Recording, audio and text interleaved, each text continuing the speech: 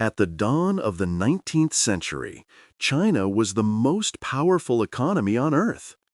Economic historians estimate that China controlled nearly 30% of global GDP and dominated Eastern trade with absolute authority.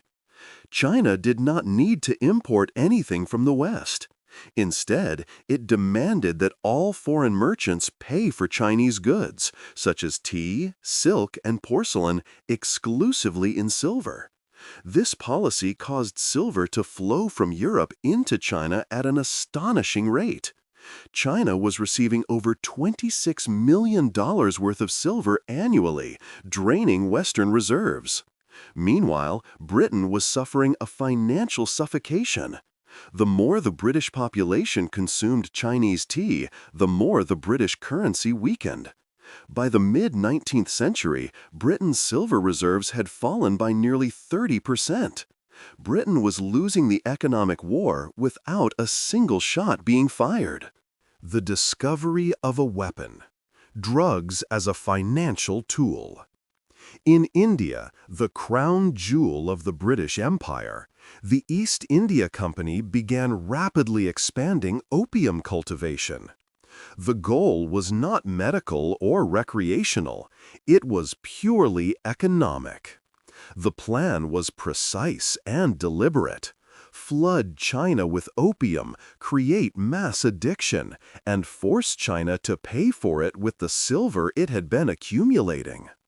By 1830, Britain was producing over 2,000 tons of opium annually from India alone, generating profits estimated at £12 million, equivalent to more than $30 billion today. Opium was no longer a narcotic. It became a financial rescue plan for the British Empire. An invisible economic invasion. Opium began entering China through smugglers and corrupt government officials. Slowly, it ceased being a contraband substance and became a parallel currency.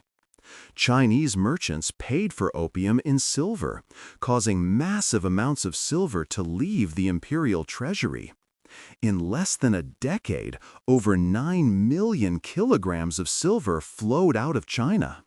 The value of silver inside China skyrocketed by 300%, causing taxes to rise, purchasing power to collapse, and domestic trade to come to a halt. Even worse, more than 10% of the Chinese population became addicted to opium, including soldiers and high-ranking government officials. Britain had struck China not with bombs, but with addiction. The turning point. China attempts to defend its economy. In 1839, Emperor Daoguang realized that his empire was under economic siege. He ordered the ban of the opium trade and the confiscation of all British shipments. Over 20,000 chests of opium were seized and publicly destroyed. But Britain did not view this as a sovereign act of economic defense.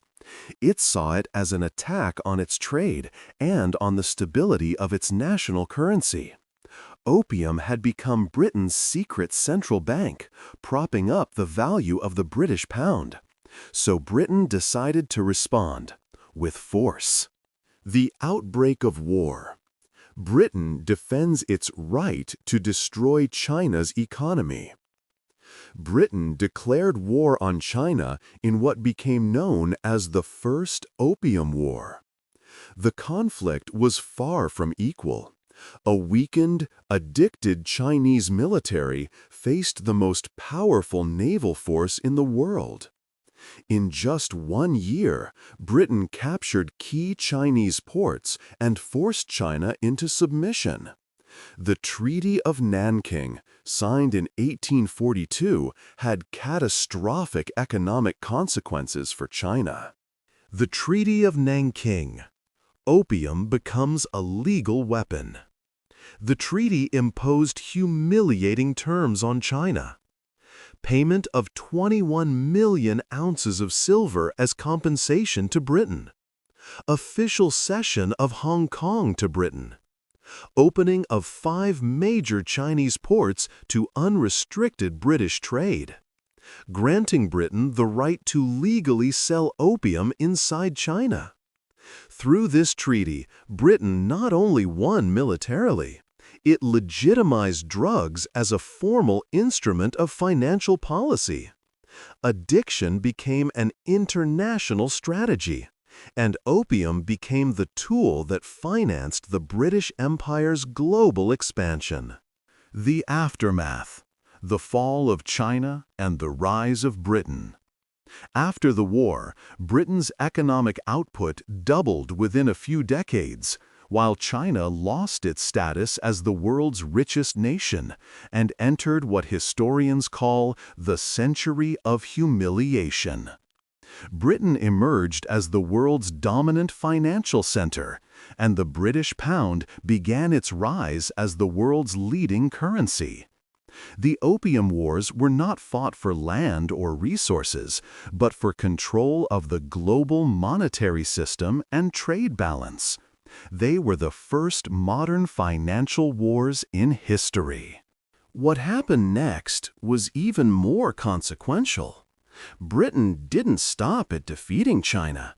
It began transforming a small island called Hong Kong into the world's largest financial center, built on the profits of opium and destined to become the heart of Asian capitalism.